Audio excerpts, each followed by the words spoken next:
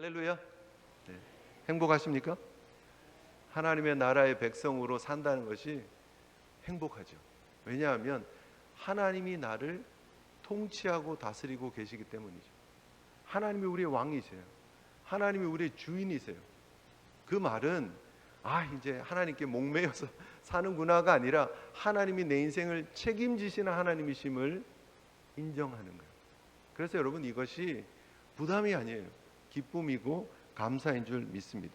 하나님 나라의 멤버가 되었다라는 것, 그것이 얼마나 큰 축복입니까? 우리가 지난 시간에 이미 하나님 나라에 대한 개념을 우리가 살펴보았습니다. 하나님의 나라는 단순히 당시에 우리가 20절에서도 이미 살폈지만 바리새인들이 생각하는 하나님의 나라에 대한 개념으로 접근하면 안 된다라는 거예요. 바리새인들은 뭐라고 생각합니까? 자신들이 그렇게 꿈꾸던 유대의 나라, 히브리의 나라가 이루어지면 우리가 온 세상을, 민족을 다스릴 것이다 라고 생각을 하는 거죠. 다니엘 7장 13절 14절의 말씀처럼 그렇게 인자 같은 이가 하늘에서 구름을 타고 오면 그에게 권세와 영광과 나라를 주고 모든 백성과 나라들과 다른 언어를 말하는 모든 자들이 그를 섬기게 될 것이다 라고 하는 그 예언이 이루어질 것이라고 믿는 거예요. 그래서 인자가 오면, 그 하나님의 나라가 이루어지는 그 날이 오면 우리가 모든 민족과 언어를, 다른 세상을 통치하고 다스리는 성공적인 한이 풀어지는 그 날이 올 것이다라고 믿는 거죠. 하나님의 나라에 대한 잘못된 이해와 접근이죠. 그런데 예수님께서 뭐라고 말씀을 하십니까? 그 하나님의 나라가 이미 너희에게 임했다, 너희 안에 있다라고 말씀하세요. 그 하나님의 나라는 바로 예수 그리스도시기 때문입니다. 그 하나님의 나라는 하나님께서 직접 통치하고 다스리시는 하나님의 나라이기 때문입니다. 그래서 바리새인들이 기다리는 메시아, 그들이 생각하는 정치적인 메시아가 아닌 하나님의 통치와 다스림이 이루어지는 것이 하나님 나라의 도래, 하나님 나라가 임하는 것의 본질이다라고 하는 사실을 예수님께서는 강력하게 가르쳐주고 계십니다. 그리고 나서 예수님은 사실 묻지도 않는 제자들에게 굉장히 긴 본문을 우리에게 주시면서, 말씀을 주시면서 하나님 나라의 특징에 대해서, 그리고 하나님 나라를 준비하는 하나님의 사람의 자세에 대해서 가르쳐주고 계시는 것을 보게 되는 것이죠. 이미 우리가 살폈지만 하나님의 나라를 언제 임하는 것으로 알면 안 된다는 거예요.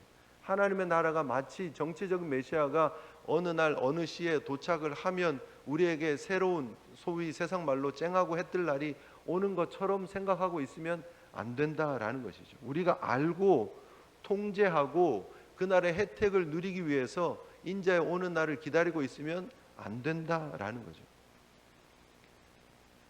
주중에 뉴스가 하나 나오더라고요. 안동의 한 여자 고등학교에 7월 4일 날 새벽 1시 20분에 시험지를 훔치려고 들어갔던 사람들이 발각이 되어가지고 그거를 조사를 해보니까 이게 한 번이 아니라 이미 이게 지금 그 연루된 학부모를 찾아보니까 고3 수험생이에요. 그런데 이미 고등학교 1학년 때부터 시험지를 유출해서 이 일이 있었다라고 얘기를 하는 거예요. 근데 알고 봤더니 그 고3 수험생 여자아이가 들어올 때부터 1학년 때부터 전교 1등이었대요. 중학교 때도 공부 잘했대요.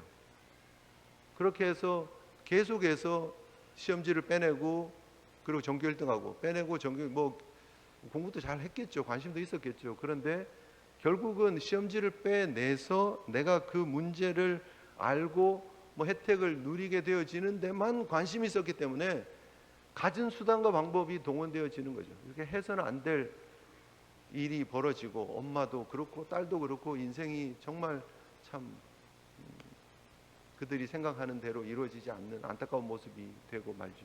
뭐가 문제예요? 그 일을 통해서, 결과를 통해서 혜택을 얻으려고 하는 마음들이 결국 부정한 방법으로 이어지는 거예요. 중요한 건 뭐죠? 시험의 날이 오고 있다는 것을 알고 평소에 공부하고 준비하고 최선을 다하는 것이 바른 자세라고 하는 것이죠. 언제 어떻게 내가 시험 문제를 빨리 유출을 해서 내가 빨리 그 답을 제대로 할 수 있을까에 대한 관심이 있으면 안 된다는 거예요. 바리새인들의 관심은 어쩌면 그러했는지도 몰라요. 하나님의 날, 인자에 오시는 날에 대해서 내가 좀 빨리 알았으면 좋겠다. 그 문제를 빨리 내가 손에 입수를 해서 그날을 준비하고 혜택을 누렸으면 좋겠다에 관심이 있었다면 그건 잘못된 접근이라는 거예요. 학생이면 학생에 맞는 자세로 그날을 준비하고 열심히 공부를 하면 되는 거죠. 성도면 마찬가지입니다. 인자의 날이 온다라는 사실을 알고 준비하고 하나님의 사람으로 하나님의 역사가 완성되어질 그날을 바라보면서 최선을 다해서 하나님의 성품을 드러내는 하나님의 거룩한 사람으로서의 신앙생활을 잘 해나가면 되는 것이라는 거예요. 예수님께서 결론적으로 주신 말씀이 무엇입니까? 그날과 그때는 아무도 모른다. 하나님 아버지만 아신다. 그런데 그날은 반드시 올 것이고 그날은 번개가 이쪽에서 저쪽까지 번쩍이는 것처럼 인제 오는 날도 분명히 드러나게 가시적으로 모두가 알 수 있는 것으로 올 것이다라고 주님 말씀하고 계시는 거예요. 결국 그날은 오는데 어떻게 해야 되느냐는 거예요. 깨어서 준비해야 된다는 거예요. 깨어서 준비해야 된다. 인자의 날은 온다. 이게 팩트예요. 그리고 우리의 대책이 있어야 되는데 롯의 아내를 기억해라 라고 오늘 본문은 구체적으로 말씀해주고 계시는 것입니다. 잠에 취하면 안 된다는 거예요. 오늘 본문을 보면 굉장히 재밌는 표현들이 나오고 있습니다. 그 날에 어떤 일들을 사람들이 하고 있는가. 그래서 제가 26절로 조금 거슬러 올라갔는데요. 노아의 때에 사람들이 뭐 했습니까? 먹고 마시고 장가들고 시집가고. 먹고 마시고. 이거 안 한 사람 있습니까? 다 하죠. 먹고 마시고 안 한 사람 어디 있습니까? 시집가고 장가가고. 굉장히 기본적인 일들이에요. 소돔과 고모라가 멸망하는 그때에 롯의 때에 사람들은 어땠습니까? 역시 먹고 마시고 사고 팔고 심고 집 짓고. 문제 있습니까? 문제 없어요. 이게 일상이에요. 그런데 왜 이게 문제가 되느냐는 거예요. 왜 그것을 지적을 하고 있느냐는 거예요. 결국 우리가 이 땅의 삶을 세상 사람들과 비슷한 모습으로 살아가고 있는 것은 사실이에요. 그런데 그 세상 사람들이 살아가는 삶의 모습과 방식에 우리도 똑같이 모두를 맞추고 살아가면 안 된다는 거예요. 결국 우리의 궁극적인 관심은 세상이 아니기 때문입니다. 결국 우리의 궁극적인 관심은 일상이 아니기 때문입니다. 우리의 최고의 관심은 먹고 마시고 사고 팔고 장가들고 시집가고 집 짓는 것이 아니라 하나님의 나라에 있어야 된다는 거예요. 우리가 무엇을 바라보고 살아가는가? 물론 먹고 마시고 할 수 있어요. 시집가고 장가가고 할 수 있어요. 사고 팔고 할 수 있어요. 집 짓고 할 수 있어요. 그런데 그 모든 일들을 왜 하고 있는가? 하나님의 나라를 위해서, 하나님의 영광을 위해서 내가 일상의 삶을 살아간다는 거예요. 일상의 의미를 더 깊게 파악하고 이해하고 그리고 그것을 내 삶에 적용하면서 하나님 나라 백성으로서 살아가는 모습들이 되지 않으면 겉으로 드러난 모습이 우리가 아무리 일상에서 열심히 노력하고 최선을 다했지만 그곳에 마음이 뺏겨 버리면 바로 그것이 우리를 타락하게 하는, 그것이 우리로 하여금 우상 숭배를 하게 하는, 우리로 하여금 넘어지게 하는 원인이 될 수 있다라는 사실을 우리가 기억해야 합니다. 그래서 정신 차려야 됩니다. 깨어 있어야 합니다. 오늘 본문은 그래서 이어서 31절에 이렇게 말하죠. 그날에 만일 사람이 지붕 위에 있고 평평한 지붕 위에 있는 모습을 상상을 하면 됩니다. 우리 같이 이렇게 뾰족한 지붕에 있는 게 아니라 지붕 위에서 뭐 일상을 할 수 있는 뭐 한국식 목탑방이 있는 그런 지붕, 이렇게 생각하시면 됩니다. 그런데 그의 세간이 그 집 안에 있으면, 세간은 뭐예요? 집 안의 물건들이에요. 물건들. 집 위에 있는데 집 안에 물건이 있어서 그 물건을 가지러 가지 말라라는 거예요. 집에 물건 가지러 가지 말라는 거예요. 밭에 있는 자도 마찬가지인데 뒤로 돌이키지 말 것이니라. 요 본문이 유사하게 기록되어진 부분이 마태복음에 나옵니다. 그런데 그 마태복음에서는 뭐라고 얘기를 하느냐면 마태복음 24장 18절인데 밭에 있는 자도 그와 같이 겉옷을 가지러, 이게 그 내용이 있어요. 마태복음에 보면. 여기는 빠져, 누가복음에 빠져 있는데 겉옷을 가지러 뒤로 돌이키지 말아라. 결국 뭐예요? 집 안에 있는 세간을 가지러 가지 마라. 물건 가지고 가지 마라. 밭에 있다면 뒤돌아가서 겉옷 가지러 가지 말라는 거예요. 뭐예요? 물건 가지러 가지 말라는 거예요. 물건이 뭐 죄입니까? 여러분 물건 가지고 있으면 죄입니까? 크리스찬은 물건 아무것도 없어야 됩니까? 무소유의 삶을 살아야 됩니까? 그렇지 않아요. 물건이 문제는 아니에요. 그런데 한 걸음 더 들어가서 보면 왜 그 세간을 가지러 집 안으로 들어갈까 하는 거예요. 그 세간의 가치를 내 마음에 이미 두고 있기 때문입니다. 그 물건이 소중하다라고 느끼고 그 물건과 내 생명의 가치를 지금 바꿀 수 있을 만큼 그것을 소중하게 사랑하고 있기 때문에 지금 급박한 상황 속에서도 집 안으로 들어가려고 하는 마음이 있었다라는 거예요. 이 가치의 문제죠. 결국은 가치의 문제. 내가 지금 내 생명의 가치를 얼마나 소중히 여기고 있느냐, 하나님께서 주신 말씀의 가치를 얼마나 소중히 여기고 있느냐. 지금 당장 이 소돔과 고모라가 멸망당할 것이니까 뒤돌아보지 말고 하나님이 지시한 피난처로 가라 하면 가면 되는 거예요. 그런데 롯의 처는 뒤를 돌아본 거예요. 왜요? 그저 단지 물건입니까? 물건에 부여되어진 가치가 있기 때문이에요. 물건에 함께 어태치 되어져 있는 내 마음이 있는 거예요. 그러니까 그 마음이 거기에 이미 있기 때문에 지금 뒤돌아보는 거예요. 여러분 굉장히 중요한 부분이죠. 단순히 물건이 잘못했다? 그렇게 접근할 수 없습니다. 우리가 경제활동도 해야 됩니다. 물건도 필요합니다. 생활을 해야죠. 그리고 우리 직장도 필요하고 사업도 필요하고 우리 자녀들과 함께 먹고 살 집도 필요하고 뭐 여러 가지 필요한 것들 많습니다. 그런데 거기에 내 마음이 함께하고 있느냐, 그것이 내 마음의 우상처럼 되어져 있느냐, 내가 그것을 섬기고 있느냐 하는 거예요. 결국 하나님의 때에, 인자가 오시는 그때에, 심판의 때에 하나님 우리의 중심을 보신다니까요. 내 마음이 어디에 있는지를 보신다는 거예요. 그래서 예수님께서 지금 인자의 날에 대한 설명을 주시면서 너의 마음이 어디에 있는지를 돌아봐라. 그리고 그 마음이 하나님 나라에 있어야 된다.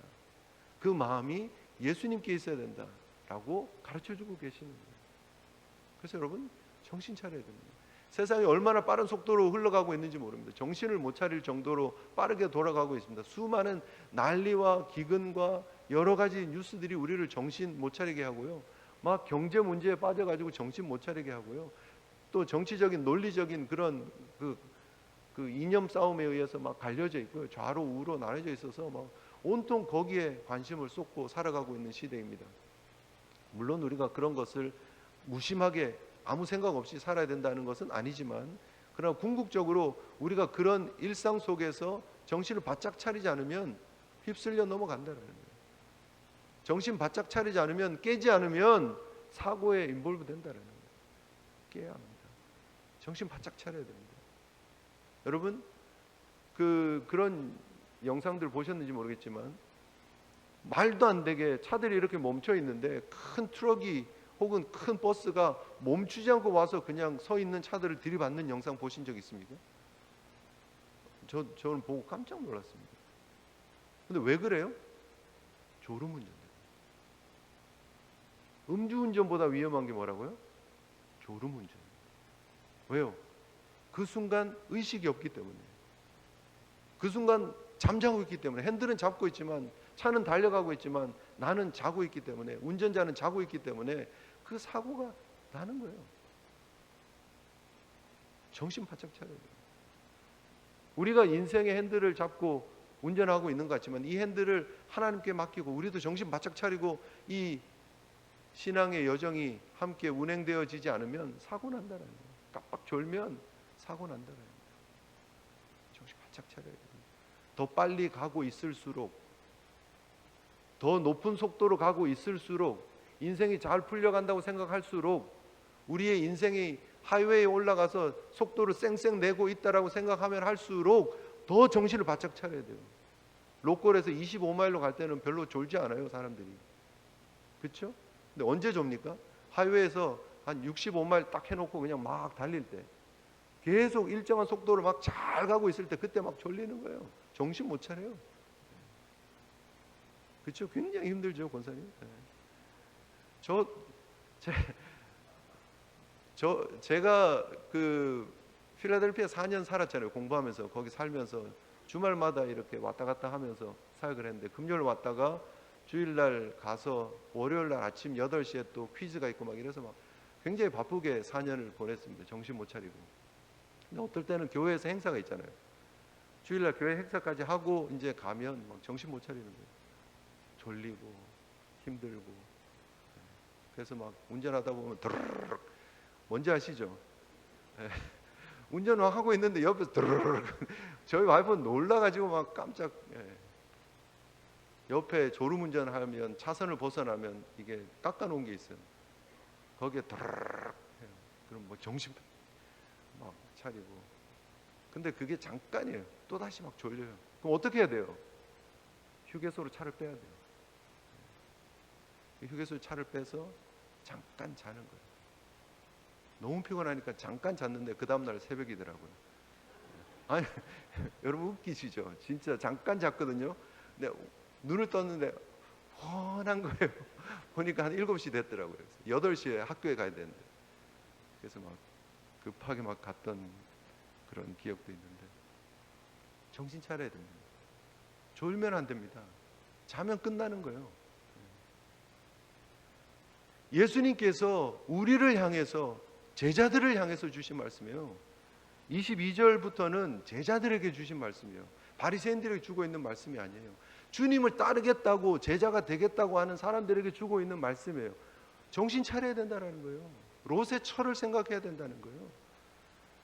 뭐 롯의 처가 뭐 그렇게 큰 잘못했나? 왜 하나님은 소금 기둥이 되게 하셨지? 들어가서 봐야 된다는 거예요. 단순히 물건이 문제가 아니에요. 그 물건에 연결되어진 그 롯의 처의 마음이에요. 중심이에요. 여러분, 우리의 마음은 어디에 가 있느냐는 거예요. 열심히, 여러분 이민자로서 여러분보다 열심히 사는 사람 어디 있겠습니까? 최선을 다하고 계시는 거 압니다.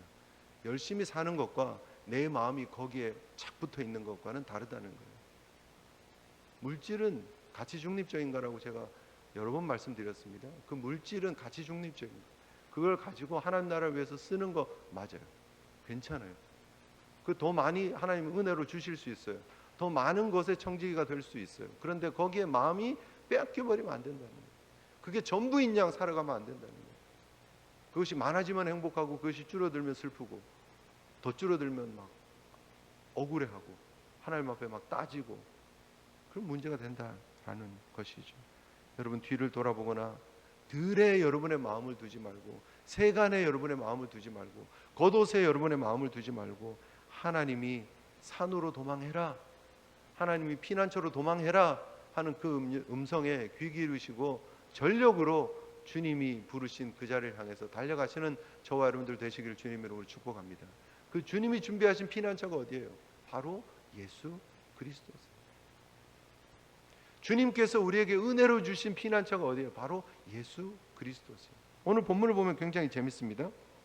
내가 너에게 이르노니 그 밤에 둘이 한 자리에 누워 있는데 하나는 데려감을 얻고 하나는 버려둠을 당한다. 두 여자가 함께 맷돌을 갈고 있는데 하나는 데려감을 당하고 하나는 버려둠을 당하는 것이다. 또 어떤 사본에는 두 사람이 밭에 있었는데 하나는 데려감을 당하고 하나는 버림을 당한다. 거기 36절에 어떤 사본에는, 후대에 나타난 사본에는 그렇다라는 거예요. 근데 같은 맥락이죠, 그죠? 여러분, 우리가 잘 생각해야 돼요. 결국 하나님께서 우리에게 준비하신 우리의 피난처 예수 그리스도, 그런데 그 예수 그리스도의 은혜로 구원받는 자들이 어떻게 된다라는 거예요? 나뉘어진다는 거예요. 인자의 때가 되면, 심판의 때가 되면 모두가 다 구원 얻는 게 아니라는 거예요. 예수님께서 오시면, 예수님께서 다시 재림하시면 심판의 때로, 심판의 주로 오시게 되면 양과 염소로 나뉘듯이 데려감을 당하는 자와 버려둠을 당하는 자가 있다라는 거예요. 하나님이 선택하시고 혹은 유기하신다, 버린다라고 하는 표현이 사용되어지는데, 하나님이 택하신, 선택하신, 은혜로 부르신 자들이 있고요, 버려둠을 당하는 사람이 있을 거예요. 유기당하는 자들이 있을 거예요. 그래서 여러분, 우리는 이것을 하나님의 나라를 뭐라고 얘기를 하는 거예요? 은혜의 나라라고 얘기를 하는 거예요. 잘못된 생각을 가지고 있었던 이스라엘 백성들의 특징, 바리새인들의 특징은 뭐냐면, 이 하나님의 나라는 행위의 나라라고 생각을 했어요. 내가 잘해야, 내가 이 말씀을 잘 지켜야, 내가 구제를 잘 해야, 내가 말씀을 많이 읽어야, 그래야지 내가 구원받게 된다라고 생각하는 거예요. 그래야 내가 하나님 나라에 들어간다라고 생각을 하는 거예요. 그래서 행위가 강조되어지는 거예요. 그런데 예수님께서 오셔서 우리에게 주시는 하나님 나라의 본질은 뭐냐면 그렇지 않다라는 거예요. 은혜라는 거예요. 은혜. 저와 여러분들이 이렇게 오늘 귀한 주일을 하나님 앞에 나와서 예배하는 건 전적인 하나님의 은혜인 줄 믿습니다. 우리가 예배 때마다 기쁘고 감격스럽고 하나님의 나라를 우리가 소망하면서 예배할 수 있는 이유, 하나님의 은혜라는 거예요. 나의 나된 것은 하나님의 은혜라고 고백했던 사도 바울처럼 여러분 인생의 삶 전체의 어떤 부분에서라도 하나님의 은혜를 내가 대신 차지하는 그런 어리석음을 범하지 않는 우리 제일 성도들 되시기를 주님의 이름으로 축복합니다. 하나님께 가서 하나님 제가 이만큼 했잖아요, 이런 얘기를 하는 순간 하나님의 은혜를 뺏는 거예요. 하나님의 은혜를 내가 도둑질하는 거예요. 이게 굉장히 중요한 부분입니다. 여러분 열심히 하셔야 됩니다. 최선을 다해야 합니다. 정신 바짝 차려야 됩니다. 예배도 열심히 드려야 됩니다. 공예배 열심히 참석하셔야 됩니다. 기도의 자리도 지켜나가야 됩니다. 은혜의 자리 놓치지 마십시오. 교회 봉사도 열심히 하십시오. 그런데 그 모든 것이 내 공로가 되면 안 된다는 거예요. 단 1%라도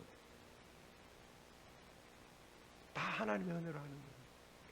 너무 감사하게 하나님이 우리를 지금까지 보면 우리 성도들 보면 버려두신 것은 아닌 것 같잖아요. 그죠? 흔적들이 있잖아요. 우리의 삶의 간증들이 있잖아요. 하나님이 우리를 택해 주셨어요. 이미 우리가 예배하고 있다는 것이 그 증거요 방증입니다.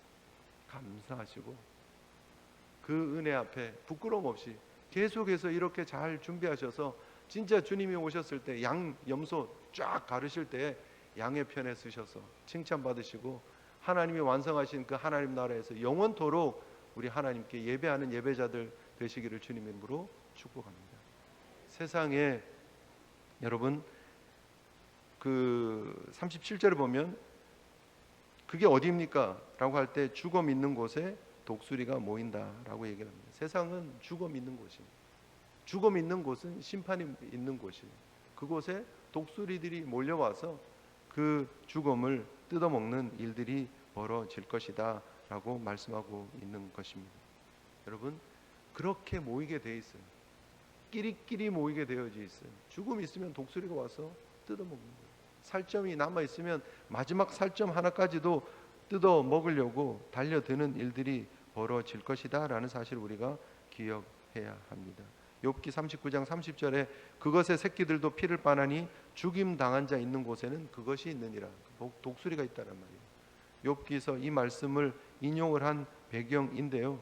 결국은 자신의 만족을 위해서 쫓아가고 있는 그 사람들, 결국 죽음이다라는 거예요. 그 죽음이라고 하는 곳에 함께 모여서 그들이 자신들의 그런 삶의 만족을 위한 그런 모습을 드러내는 현장이 바로 이곳이다라고 얘기를 하고 있는 것입니다. 사랑하는 성도 여러분, 죽음이 되면 안 되잖아요. 심판의 자리에 가면 안 되잖아요. 은혜로 불러주신 하나님의 백성으로서의 거룩한 자리를 지켜나가면서 세상의 쾌락을 우상 삼지 마시고 세상의 물건을 우상 삼지 마시고, 여러분 잘 생각해 보면 점점 세상이 현대가 우리에게 주고 있는 가치는 굉장히 물질적인 것에 가치를 두고 있어요. 물질적인 거예요. 그래서 뭐 소위 말하는 명품들, 그죠? 다 한마디로 얘기하면 다 뭐예요? 물건이에요, 물건. 그죠? 사용하는 물건이면 되는데 거기에다가 가치를 부여한 물건이 되는 거예요. 그것을 섬기는 물건이 되는 거예요. 그것을 모시는 물건이 되는 거예요. 여러분 그런 얘기 들어보셨죠? 그 비가 오는 날 그 여자분들이 이렇게 갑자기 비가 와서 우산이 없어요. 우산이 없는 날 막 사람들이 뛰어가는데 진짜 가방을 든 사람, 가짜 가방을 든 사람 특징이 있다 그러잖아요. 그죠? 아시죠? 그죠? 가짜 가방을 든 사람은 어떻게 해요? 근데 가방을 이마에, 아니 머리에 이렇게 들고 막 비 막는 도구로 쓰는 거예요. 진짜 가방을 든 사람은 어떻게 해요? 가슴에 품고 자기가 비 맞고 가는 거예요. 왜요? 이게 비싼 가방이니까. 샤넬, 에르메스 뭐 그런 가방이니까. 모시면 안 되잖아요. 모시면 안 되잖아요. 결국 그곳은 주검이 모이는 곳이에요. 그곳은 살점을 뜯어먹는 거예요. 뭐 그렇다고 집에 명품, 나도 명품이 있는데 가슴이 막 무거운 분들 그 괜찮아요. 그냥 한두 개 있어도 돼요. 그런데 그것에 온통 마음을 뺏겨가지고 막 정신 못 차리고 있으면 안 된다는 거예요. 정신 바짝 차리십시오. 정신. 주님이 우리에게 주시는 하나님의 나라는 너무너무나 아름다운 나라예요. 너무너무나 복된 나라예요. 그 복된 나라의 영광을 잊어버리고 세상에 취하면 안 된다라는 거예요. 지금 세상이 우리에게 던지고 있는 메시지는 타이타닉 시대의 메시지 같아요. 당시에 타이타닉이 완성되어지고 나서 신도 이 배를 좌초시킬 수 없다, 뭐 그렇게 얘기를 할 정도였어요. 46,328톤급 최대 3,547명이 승선할 수 있는 배. 지금은 뭐 이렇게 큰 크루즈 선들도 만들어지고 하지만 당시에 1912년에 이 배는 정말 상상 초월의 배였다라는 거예요. 레스토랑도 있고 카페도 있고 실내 수영장도 있고 체육관도 있고 터키식 목욕탕도 있었대요.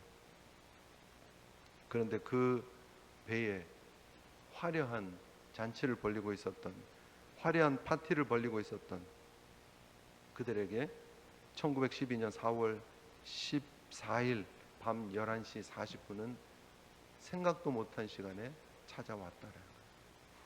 그리고 1,500명이 넘는 많은 사람들이 그 차가운 대서양 바다 속에 죽었다는 거예요. 물론 그들의 잘못을 이야기를 하는 것은 아닙니다. 그런 것처럼 하나님의 때는 언제 부지불식 중에 올지 모른다는 거예요. 그날을 준비할 수 있는, 깨어있는 롯의 처가 아니라 하나님의 은혜로 구원받은 롯과 그 롯의 딸과 같이 하나님이 구별해 주신 우리 자신의 정체성을 잊지 않고 믿음으로 하나님 나라를 계속해서 꿈꾸며 믿음으로 나아가시는 저와 여러분들 되시기를 주님 이름으로 축복합니다. 우리 받은 말씀 생각하시면서요, 함께 이곳에 임하신 하나님의 나라 함께 찬양하시고 잠시 기도하는 시간 가졌으면 좋겠습니다.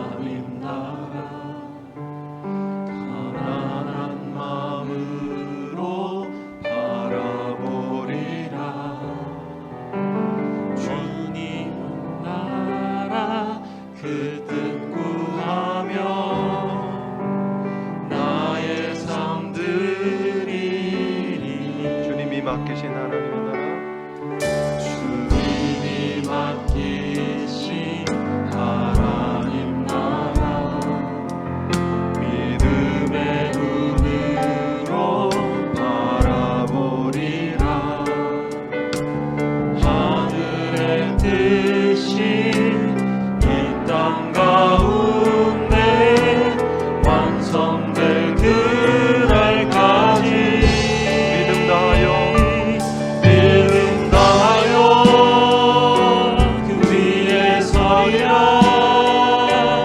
하나님의 나라는 무너지지 않으리. 믿음 다하여 그 나라 세워가리라.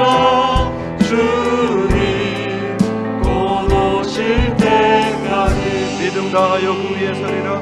믿음 다하여 그 위에 서리라. 하나님의 나라는 무너지지 않으리. 믿음 다하여 그 나라 세워가리라. 주님 곧 오실 때까지. 우리 함께 마음을 다해 하나님 앞에 기도하며 나갔으면 좋겠습니다. 하나님, 우리가 비록 이 땅에 살고 있지만 우리가 이 땅에 속한 자가 아님을 기억하며 하나님 나라 백성으로 우리의 영원한 하나님 나라 대신 예수 그리스도를 품고 믿음으로 전진하는 구별된 걸음 걷는 저희들 되게 해 달라고, 그 하나님 나라 위에 세워진, 은혜로 세워진 하나님의 백성의 걸음 되게 해 달라고 우리 함께 기도하며 나갔으면 좋겠습니다. 기도하시겠습니다.